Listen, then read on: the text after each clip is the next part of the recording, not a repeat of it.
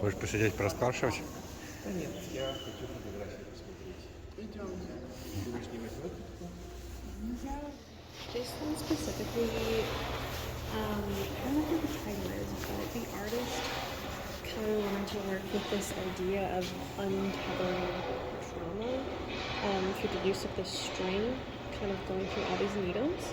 I know for the installation, it took 4 days straight to install. It came pre-threaded and everything, so we're just getting it into the wall and keeping everything to get tangled. The string itself does replicate hair in a lot of indigenous communities. I could speak more for the ones in Canada. Hair is kind of a sacred thing. You keep it. A lot of people keep it long, and this is very general, not for every community. And then cut it when someone in the family dies, or it's a sign of cutting. It can be a sign of releasing the trauma and things that are stored within the hair. I think the artist said she supplied us with 4,000 needles. Yeah, there's a lot of needles, There's a lot. definitely. I haven't counted them yet. I haven't gotten to that point, but I might one of these days. What is those? It looks like a gloves, right? Or The yeah, the ones hanging here. Yeah. So they or is it like a buckets or? mittens, like when kids wear little mitts Oh, yeah, with a yeah, string. yeah, cut yeah, through. yeah. Yeah, so that's kind of what they resemble. And the piece is called idiot strings. So the different hairs have maps from Alaska on there, and the artist is from Alaska. Specifically, the maps are the locations of the residential schools, like the indigenous boarding schools that kids were taken to. And if you get closer, you can see some of them have like the string and the hair on them. Oh, And one yeah. of the things that often happened with these residential schools is children's hair was buzzed completely or cut, and they tried to remove any individuality that these kids had to assimilate them into, in this case, American culture. And all the white ones actually, those are, so each one represents where a different school was located. The white ones are what we can assume are the other ones we haven't found yet, or the other schools that haven't been located specifically. So white is like white kids. Yeah, like white like the snow because it's up in the north a bit, and just kind of that void and that absence, but they're still physically here because they're still connected to the history and to the story in the community. And that connection actually comes in through the shadow. So Oh, each of the yeah. more individually been separated, but they still touch and they're still together below in the ground through the light. Yeah. The artist did the one on the wall as well, of the smaller punches and smaller mitts, which some people have called like little finger puppets. But she's constructed it out of the American flag. So you see that classic red, white, and blue, with the stars in it. It looks like Christmas a little bit. A little bit, yeah, it could be like Christmas ornaments or something. Close enough. Yeah. Yeah.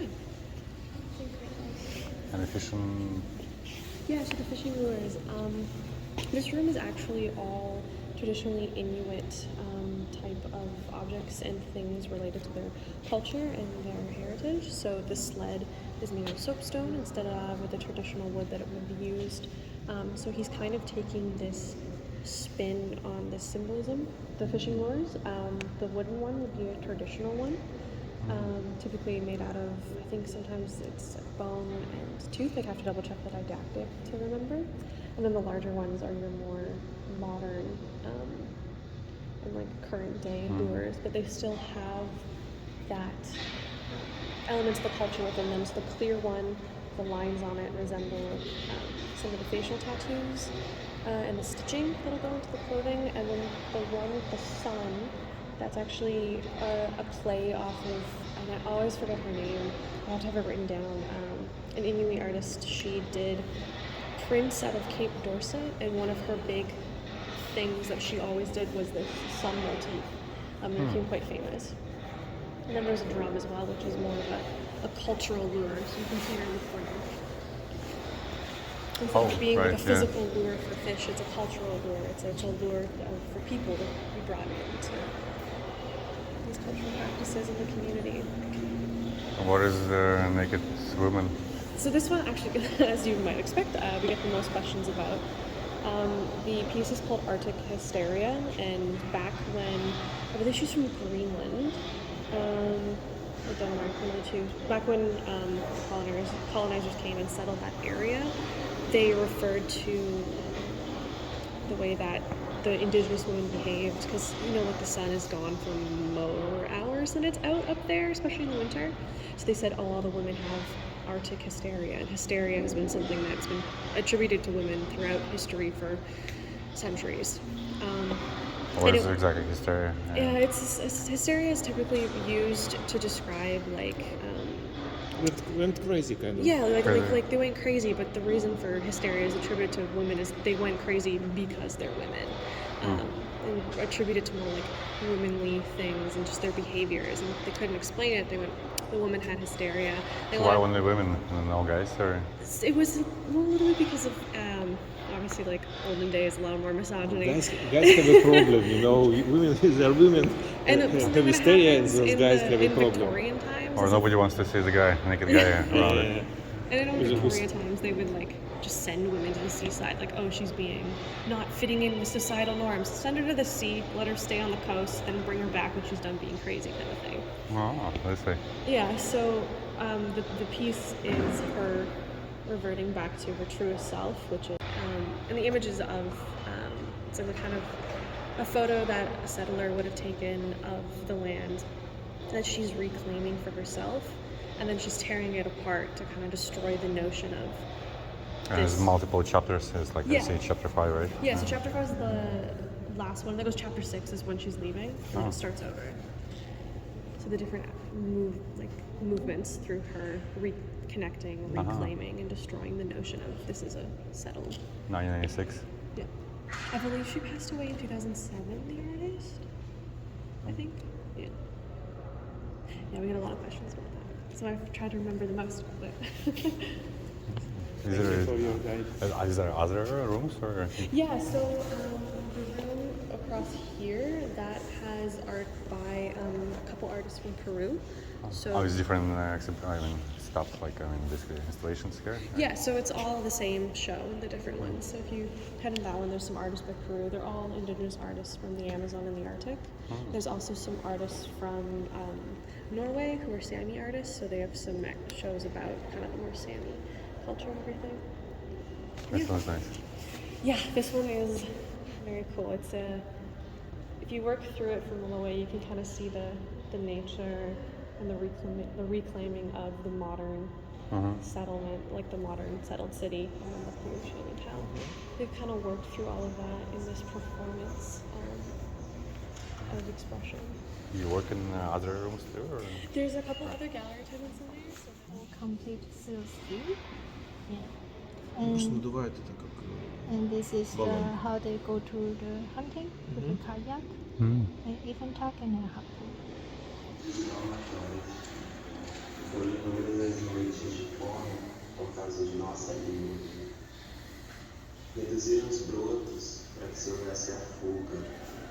Pedaços de nossos corpos afros entregues como troféu. Por isso nasci de costas.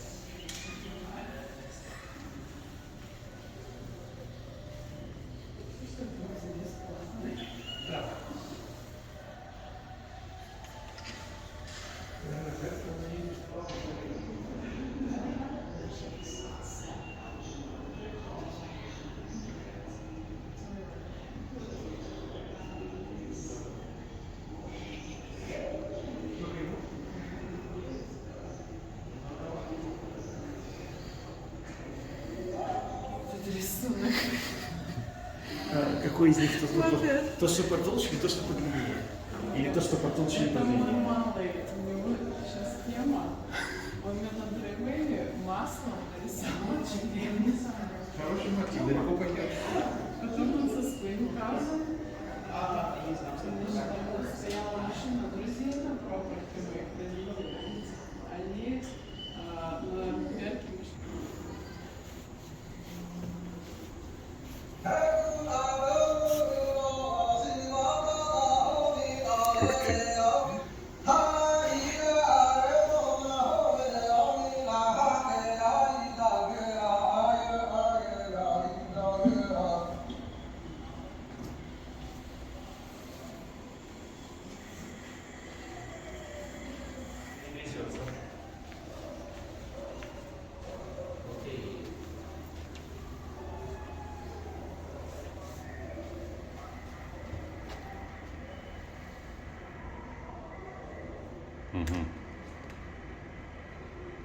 Ветер.